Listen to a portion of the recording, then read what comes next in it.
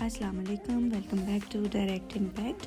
अगर आपने अभी तक इस चैनल को सब्सक्राइब नहीं किया तो जल्दी से सब्सक्राइब कर लीजिए और बेल आइकन दबा लीजिए ताकि आने वाली लेटेस्ट अपडेट्स और ड्रामा रिव्यूज़ सबसे पहले आप लोगों तक पहुंच सकें। ड्रामा सीरियल निकाह के आज के एपिसोड में हमने देखा कि शादी शुरू हो गई है और मेहंदी के रोज़ कल हमने देखा था कि रना ने बहुत अजीबोगरीब हरकतें की और फ़ारूक ने बहुत मुंह तोड़ जवाब भी दिया। आज भी वो मेहंदी के बाकी के फंक्शन पे उन लोगों को देख देख के जेलस हो रही है और यहाँ पे हारिस मुसलसल उसको प्रेशराइज़ कर रहा है शादी के लिए।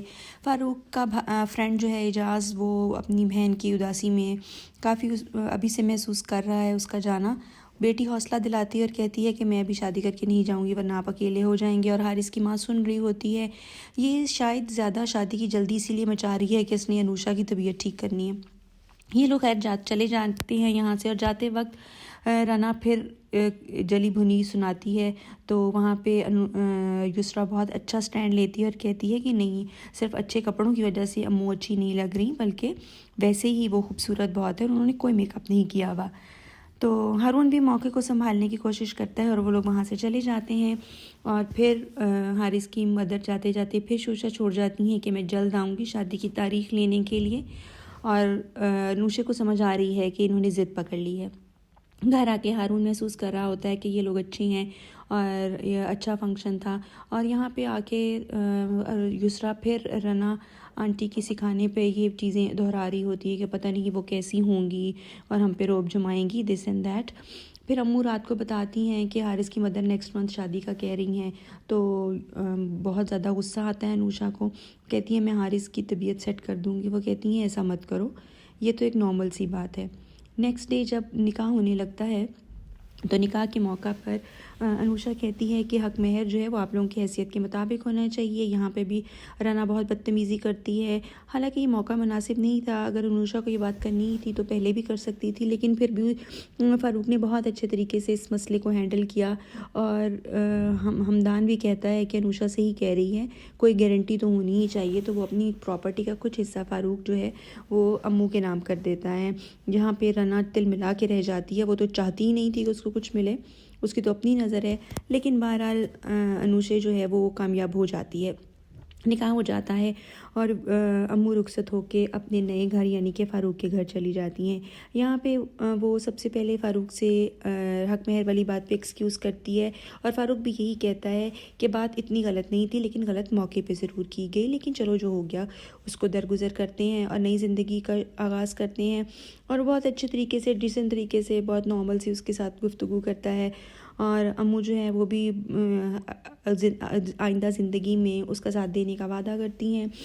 दूसरी तरफ दिखाते हैं अम्मू के जाने के बाद उसका भाई उसको बहुत मिस कर रहा है कि वो इस घर में एक बहुत बड़ा पिलर थी और हर एक को उसने समेट के रखा हुआ था।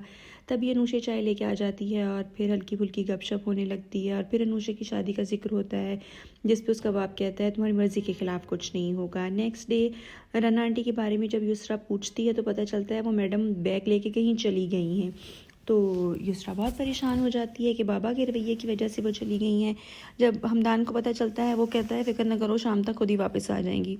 हर कोई उसकी असलियत से वाकिफ़ है सिवाय युसरा के। युसरा उसको कॉल करती है और वो धमकती है और कहती है मैं तुम्हें सौतेली माँ के रहमो करम पर नहीं छोड़ना चाहती थी, इसलिए वापस आई हूँ।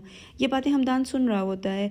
तभी नाश्ता लेके अनुषा और हारिस पहुँच जाते हैं और वो बहुत बदतमीज़ी करती है वहाँ पे भी कि तुम फ़ोन करके नहीं आई ताकि हमको थोड़ा एहतमाम कर लेते। तो अनएक्सपेक्टेड था तुम्हारा आना। अब दुल्हन के घर से नाश्ता नहीं आता, कैसे अनएक्सपेक्टेड था। बहरहाल बेसिकली बदतमीज़ औरत है और उसने यहाँ पे भी बदतमीज़ी की। यहाँ पे अनुषा जो है वो खाने की टेबल पे नाश्ता सजा रही होती है काम वाली के साथ। वहाँ पे हमदान आ जाता है और कहता है कि आप नौकरों की हेल्प ले रही हैं, मुझे भी अपना नौकर ही समझे। तब भी वहाँ पे अम्मू आ जाती हैं और जब वो अम्मू के सामने हमदान को नौकर कहती है कि नौकर साहब हेल्प करें तो वो बेचारी डर जाती है और एक्सक्यूज़ करती है और वो कहता है कोई बात नहीं, अपनों के साथ हल्का फुल्का मजाक चलता है। और खाने की टेबल पे बड़े खुशगवार माहौल में नाश्ता किया जाता है। सिवाय रना आंटी के बाकी सब बहुत खुश हैं। और यहाँ पे हारिस अम्मू से रिक्वेस्ट करता है कि मेरी अम्मी आ रही हैं रिश्ते के लिए तो आप अनुषा से कहीं इनकार ना करें।